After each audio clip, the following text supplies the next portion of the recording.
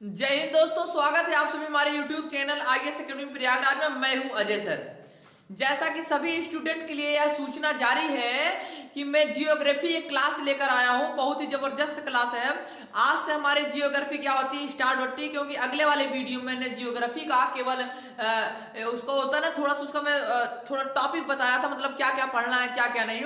तो आज हम लोग उस टॉपिक के माध्यम से क्लास को क्या करते हैं, कंटिन्यू स्टार्ट करते हैं।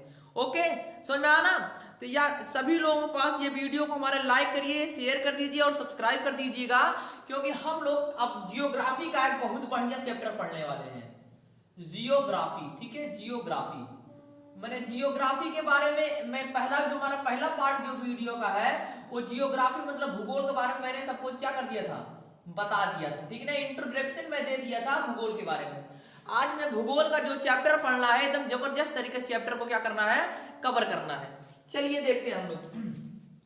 तो ये बताइए, जियोग्राफी मैंने बताया था सबसे पहले क्या है हमारा, एस्ट्रोनॉमी है।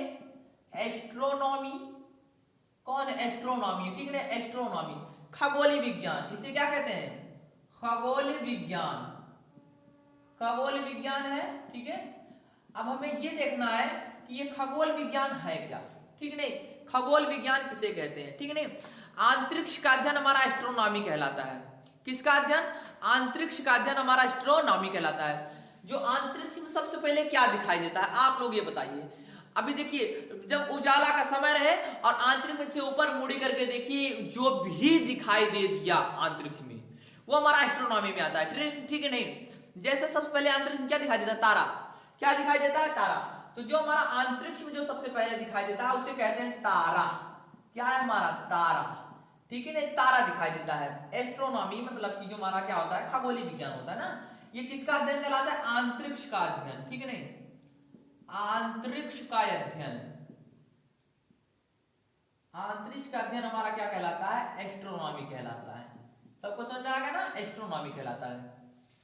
अंतरिक्ष सबसे दिखाई देने वाला क्या है हमारा? तारा, जिसे हम लोग क्या कहते हैं, स्टार कहते हैं। क्या कहते हैं? स्टार। अच्छा देखिए, तारा किसे कहते हैं? तारा अंतरिक्ष सबसे पहले तारा दिखाई देता है। हम लोग पता करते हैं तारा किसे कहते हैं। जिसमें खुद का ऊष्मा हो, खुद का ऊर्जा हो और खुद का प्रकाश हो, उसी को क्या कहते हैं? तारा कहते हैं। जिसमें स्वयं का क्या हो, जिसमें हमारा स्वयं का ऊर्जा हो, क्या ऊर्जा हो, प्रकाश हो और ऊष्मा हो, क्या हो, ऊष्मा। तो जिसमें स्वयं का ये तीनों चीजें रहता है उसी को क्या कहते हैं? तारा कहते हैं। क्या कहते हैं? तारा। तारा में हमारा हाइड्रोजन और हीलियम क्या पाया जाता है? गैस पाया जाता है। तारे में कौन सा गैस पाया जाता है? तो हाइड्रोजन और हीलियम गैस, ठीक नहीं, H और H ही गैस पाया जाता है, हाइड्रोजन हीलियम गैस पाया जाता है हमारा तारा में। अच्छा देखते हैं हम लोग तारा बनता कैसा है, ठीक नहीं, तारा कैसे बनता है। तो तारा बनने से पहले गैसों का एक बहुत बड़ा बादल बनता है, जिसे हम लोग नेबुला या फिर निहारिका कहते हैं। तारा बनने से पहले मैं ये बता रहा हूं तारा कैसे बनता है, ठीक नहीं। देखिए बादल में क्या होता है, मान लीजिए कोई बादल है, ठीक है, ये कोई बादल है, ये बादल है। तारा बनने से पहले बादल में गैसों का जो गैस होता है, गैस हाइड्रोजन हीलियम जो गैस होता है, इसका बहुत बड़ा क्या बनता है, बादल बनता है। इसी को हम लोग कहते हैं निहारिका। क्या कहते हैं? निहारिका। निहारिका को ही नेबुला कहा जाता है। क्या कहा जाता है? नेबुला, ठीक है, नेबुला कहते हैं। तो ये बताए तारा बनने से पहले क्या बनता है हमारा, निहारिका का हो या फिर नेबुला। तारा बनने से पहले यही बनता है, ठीक है। तारा बनने से क्या बनता है? पहले निहारिका और नेबुला बनता है। सही से समझिएगा, क्योंकि बहुत खतरनाक टॉपिक है और बहुत जबरदस्त ही हमारा क्या है, टॉपिक है। अब हमें ये देखना है कि इसमें किसका संलयन होता है। निहारिका हमारा गैसों का संलयन होता है। किसका संलयन होता है? गैसों का संलयन, ठीक है, संलयन होता है, संलयन होता है। गैसों का जब संलयन, हाइड्रोजन हीलियम गैस में क्या होता है, हाइड्रोजन और हीलियम, इसका क्या होता है, संलयन होता है। इसके संलयन द्वारा हमारा क्या बन जाता है, तारा। तो तारा हमारा क्या होता है, जलने लगता है, जिसे हम लोग क्या कहते हैं, भैया तारा जल रहा है। तो सिंपल ही बात हमारा ये, तारा बनने से पहले निहारिका मतलब बादल में बहुत बड़ा गैसों का क्या बनता है, बादल बनता है, जिसे क्या कहते हैं, निहारिका कहते हैं, ठीक है। निहारिका बाद में क्या होता है, जल जाता है, इसलिए हम लोग क्या कहते हैं, भैया तारा हो गया। क्या होता है तारा? तारा हमारा 3 रंग का होता है। कितने रंग का होता है हमारा तारा? हम लोग तारा को सही से क्या करते हैं देख लेते हैं, तारा कितने रंग का होता है। जो हमारा तारा होता है 3 रंग का होता है। तारा यहाँ पे लिख देते तारा, ठीक है, यानी कि स्टार, STAR स्टार। स्टार हमारा 3 रंग का होता है। कितना रंग का होता है? 3 रंग होता है। एक होता है नीला, सफेद और लाल। कितने रंग का तारा होता है? नीला, सफेद और लाल। इतने रंग का हमारा क्या होता है? इतने रंग का हमारा क्या होता है? तारा होता है। तारा को सही समझिएगा, ठीक है। देखिए हम तारा कितने रंग होता है? नीला, लाल और सफेद होता है। अच्छा, इसमें एक चीज हम और समझ लेते हैं कि जो हमारा निहारिका होता है, निहारिका इसमें क्या होता है, ठीक है। निहारिका के अंदर गुरुत्वाकर्षण जो होता है पास पास आ जाता है। क्या होता है? गुरुत्वाकर्षण पास पास हो जाता है और इसमें गैसों का संलयन हो जाता है। उसी को जलते हुए को क्या कहते हैं हम लोग? तारा कहते हैं। अच्छा, देख लेते हैं तारा में कितने का किसका किसका संलयन होता है। जो तारा होता है, तारा में किसका किसका संलयन होता है? पहला इसका जो संलयन होता है, संलयन हाइड्रोजन और हीलियम का क्या होता है? संलयन होता है, पहली बात तो। दूसरी बात तो ये होता है हमारा किसमें क्या होता है? प्लाज्मा अवस्था में ज्यादा आ जाता है। प्लाज्मा क्या होता है? प्लाज्मा, ठीक है। दुनिया की सबसे गर्म अवस्था है ये। क्या है? दुनिया की सबसे गर्म अवस्था, ठीक है। सबसे गर्म अवस्था क्या है हमारा? प्लाज्मा है। और ये जानते हो 6000 डिग्री सेल्सियस पर जलने भी लगता है। कितने हजार डिग्री सेल्सियस? 6000 डिग्री सेल्सियस, ठीक है। नहीं, 6000 डिग्री सेल्सियस क्या होता है? जलने लगता है। जलने लगता है तब जिसे जानते हो तब हमारा प्लाज्मा अवस्था में आ जाता है। ये किस अवस्था में आ जाता है? प्लाज्मा। जिसी को जलते हो को क्या कहते हैं हम लोग? तारा कहते हैं। समझ में ना? तारा में कितने का संलयन होता है? हाइड्रोजन, हीलियम और प्लाज्मा बन जाता है। 6000 डिग्री सेल्सियस क्या होता है हमारा? जलने लगता है। जिसे जलते हो हम लोग क्या कहते हैं? तारा कहते हैं। ओके, देखिए जो हमारा तारा होता है, तारा का रंग किस पर निर्भर होता है? इसके पृष्ठ तनाव पर क्या होता है? पृष्ठ तनाव पर तारे का रंग क्या होता है? निर्भर करता है, ठीक है। पृष्ठ तनाव पर तारे का रंग निर्भर करता है। समझ में आ रहा है मेरी बात? तारा, अगर ये बताइए, तारा सूर्य भी क्या है? एक प्रकार से तारा ही है। जो सूर्य हमारा एक प्रकार से क्या है? तारा ही है। अगर मैं बात करूं कि जो तारा हमारा होता है, तारा पृष्ठ तनाव पे क्या होता है? निर्भर करता है, ठीक है। लेकिन खूब बड़ी तारा, जो तारा खूब बड़ा हो जाता है, कहां? जिसे हम लोग लाल दानव कहते हैं। लाल दानव में तारा क्या होता है? बड़ा होता है, ठीक है। नहीं, लाल दानव में तारा क्या होता है भैया? बड़ा होता है, बड़ा, ठीक है बाबू। लाल दानव में तारा क्या होता है? बड़ा होता है, ठीक है। नहीं, अब देखिए मेरी बात ध्यान से, जब लाल दानव में तारा बड़ा होता है जिसे हम लोग रेड जे जॉइन कहते हैं। क्या कहते हैं? रेड जे जॉइन कहते हैं, जॉइन, ठीक है। रेड जॉइन कहते हैं, ठीक है। जो लाल दानव का तारा बड़ा होता है। अब ब्रह्मांड में क्या होता है? तारा बहुत बढ़ने लगता है। ब्रह्मांड में क्या होता है? तारा बढ़ने लगता है। लेकिन अच्छी एक बात बताइए, तारा हमारा जानते हो, तारा जो होता है लाल, नीला और सफेद होता है। तारा जब चमकना कम कर देता है, तारा जो चमकना कम कर देता है तो उसे कहते हैं श्वेत वामन। क्या कहते हैं? श्वेत वामन। लेकिन श्वेत वामन को ही हम लोग जीवाश्म तारा कहते हैं। क्या कहते हैं? जीवाश्म तारा कहते हैं। लेकिन तारा अगर एकदम से चमकना कम कर दे उसे काला वामन कहते हैं। तो मैं लिख देता हूं कि बताइए, तारा जब चमकना कम कर देता है, ठीक है, तारा जब चमकना कम कर देता है उसे कहते हैं जीवाश्म तारा। क्या कहते हैं? जीवाश्म तारा कहते हैं, या फिर श्वेत वामन कहते हैं, श्वेत वामन, ठीक है। तारा जब कम चमकना कर देता है। लेकिन तारा जो होता है अगर एकदम से बंद हो जाए, क्या हो जाए? बंद हो जाए, उसी को कहते हैं काला वामन। क्या कहते हैं? काला वामन, ठीक है। नहीं, तारा जब एकदम से चमकना बंद कर देता है उसे क्या कहते हैं? काला वामन कहते हैं। और अगर मैं इधर में बात करूं, जो तारा की अगर मैं बात करूं पूरी तरह से, तारा हमारा ब्रह्मांड में क्या होता है? तारा बड़ा होता है, ठीक नहीं। तारा कहां बड़ा होता है? ब्रह्मांड में हमारा तारा बड़ा होता है, जिसे हम लोग कहते हैं अभिनव तारा। ब्रह्मांड, ठीक है, ब्रह्मांड में जो तारा बड़ा होता है, तारा जो बड़ा होता है ब्रह्मांड में, उसी को कहते हैं अभिनव तारा। क्या कहते हैं? अभिनव तारा। तो ये बताइए, ब्रह्मांड में जो बड़ा होता है तारा, उस तारा को क्या कहते हैं जी? अभिनव तारा कहते हैं। अभिनव तारा को ही विस्फोटक तारा कहते हैं, ठीक है। विस्फोटक तारा किसे बताइए? विस्फोटक तारा किसे कहते हैं? अभिनव तारा को ही विस्फोटक तारा कहते हैं। लेकिन एक समय ऐसा आता है कि अभिनव तारा ब्लास्ट हो जाता है। क्या हो जाता है? ब्लास्ट हो जाता है। अभिनव तारा जब ब्लास्ट हो जाता है तो ये बताइए कौन सा तारा बनता है। आप बताइए कि एक समय ऐसा आएगा कि तारा क्या हो जाएगा, खूब बड़ा हो जाएगा। अब बड़ा हो जाएगा, इसमें ईंधन का जलना कम कर देगा तो तारा क्या हो जाएगा, ब्लास्ट हो जाएगा। यही जो हमारा अभिनव तारा जो ब्लास्ट हो जाता है, फिर कौन सा तारा बनता है। देखिए तारा भी कई प्रकार के होते हैं। क्या होते हैं, तारा भी कई प्रकार का होता है। देखिए ध्यान से, जब हमारा जब ये हमारा जो तारा जो हमारा होता है अभिनव तारा, जब ये ब्लास्ट होता है जानते हो, न्यूट्रॉन तारा बनता है। क्या बनता है, न्यूट्रॉन तारा, ठीक है नहीं, ये न्यूट्रॉन तारा बनता है। तो अभिनव तारा जब ब्लास्ट होता है, इसका जो छोटा छोटा जो टुकड़ा होता है वो क्या बन जाता है, हमारा न्यूट्रॉन तारा। लेकिन समस्या ये है कि साला न्यूट्रॉन तारा भी ब्लास्ट कर देता है।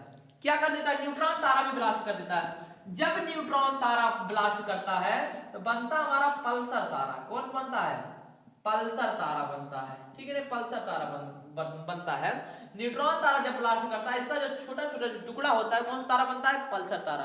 अब चला एक समय ऐसा है कि साला पल्सर तारा बंद हो जाए, क्या इसको यो ब्लास्ट हो जाता है, यो ब्लास्ट हो गया, ठीक है, यो ब्लास्ट हो गया पल्सर तारा। तब हमारा बनता है क्वेसर तारा। क्या बनता है, क्वेसर तारा, क्वेसर तारा।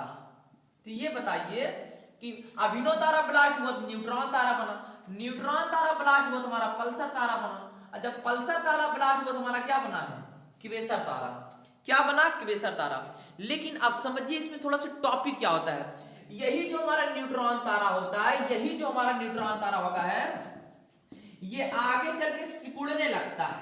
क्या होने लगता है, आगे चल के सिकुड़ने लगता है, जिसका जो प्रकाश होता है इसके आर पार नहीं जा पाता, ठीक नहीं, सिकुड़ इतना छोटा हो जाता है जिसके जो प्रकाश होते हैं न्यूट्रॉन तारा के आर पार नहीं जाते हैं, जिससे बनता है ब्लैक होल। क्या बनता है, ब्लैक होल।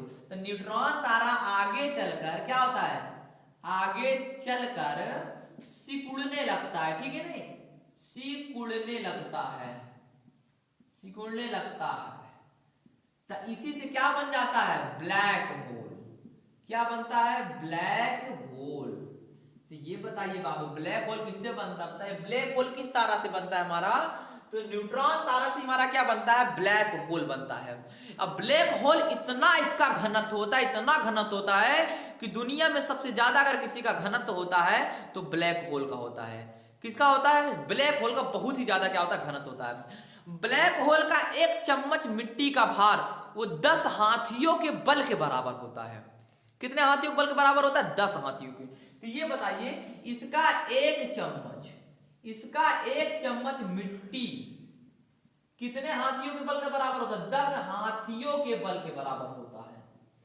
दुनिया में अगर पूछेगा सबसे ज्यादा घनत्व तो हमारा ब्लैक होल का होता है। अगर ये पूछेगा दुनिया का सबसे ज्यादा गर्म अवस्था में क्या रहता है, तो प्लाज्मा रहता है। 6000 डिग्री सेल्सियस से ज्यादा जलने लगता है कोई चीज तो प्लाज्मा अवस्था में आ जाता है। वही प्लाज्मा अवस्था दुनिया का सबसे क्या है, गर्म अवस्था में एक है, ठीक है। देखिए जो हमारा ये ब्लैक होल को अगर सही से कोई सिद्ध किया था, सही से, ठीक है, इसको सही से सिद्ध किए थे हमारे एस चंद्रशेखर। कौन थे, एस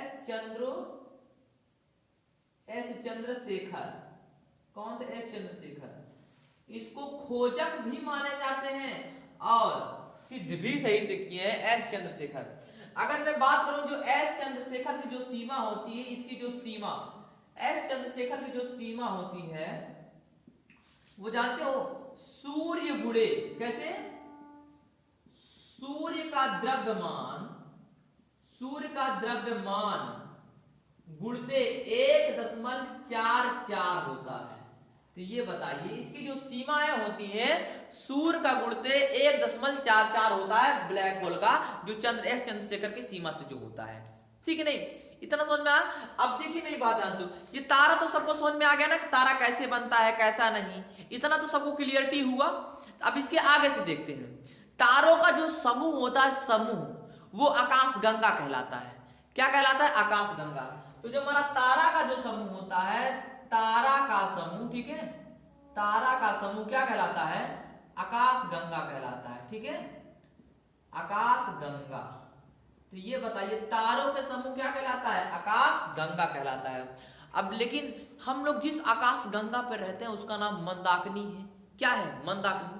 अब समस्या ये होता है कि सर जी बता दिए कि तारों के समूह को आकाश गंगा कहते हैं। अब ये आकाश गंगा क्या है?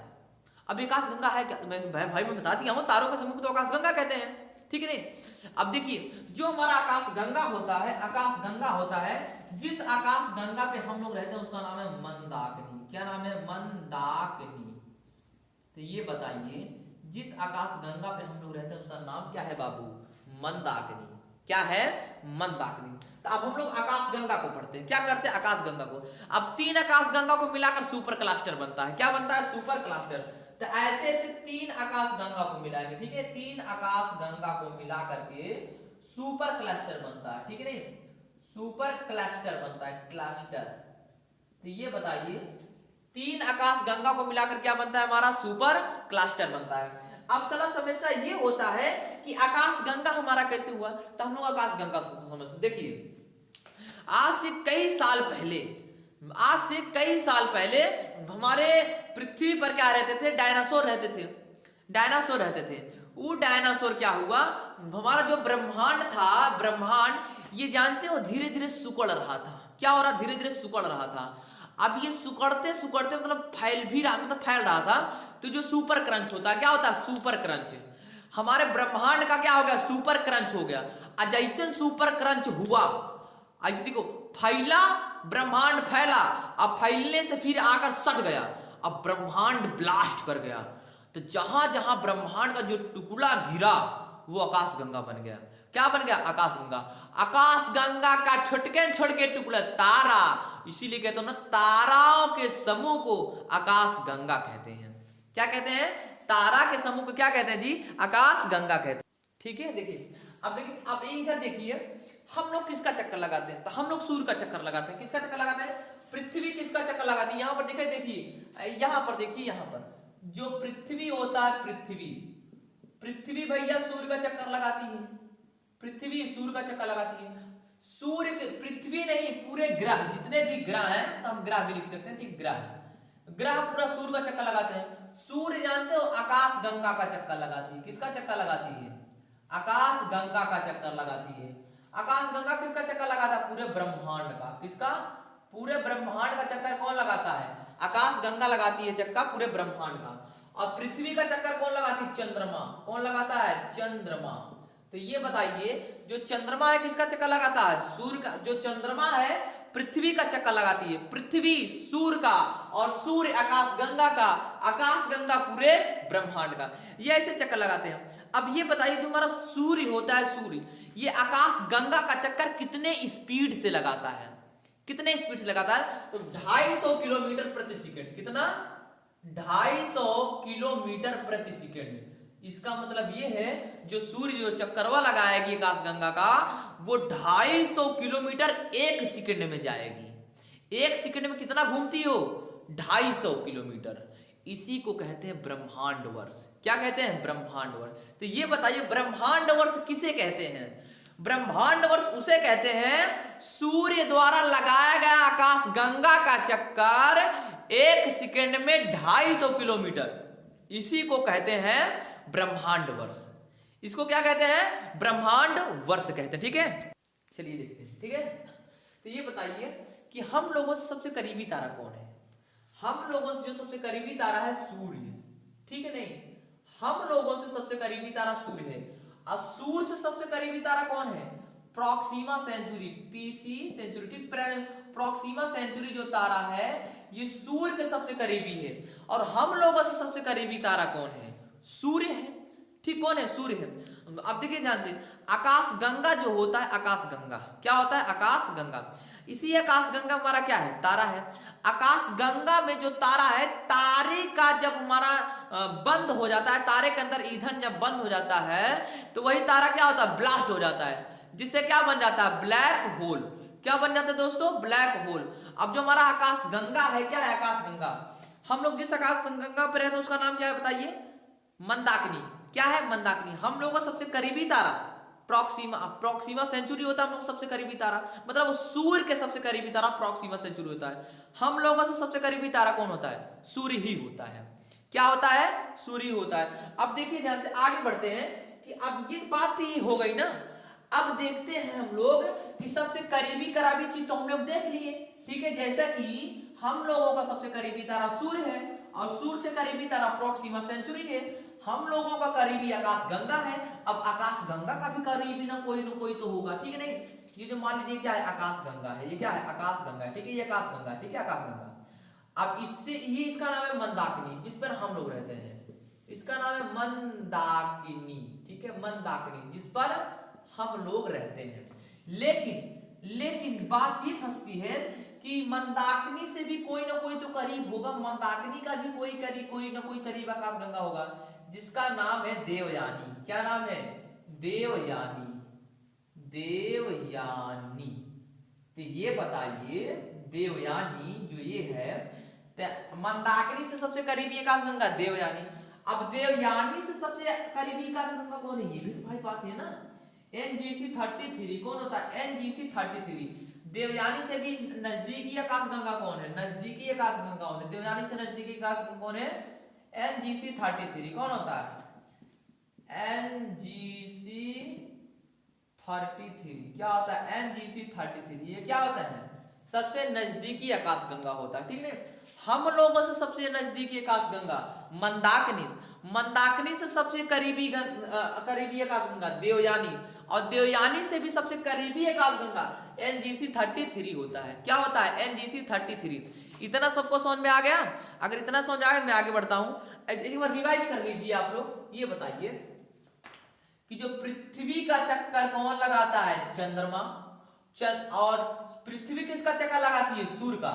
सूर्य किसका चक्कर लगाता है, तो 250 किलोमीटर प्रति सेकंड की स्पीड से आकाश गंगा का चक्कर लगाता है।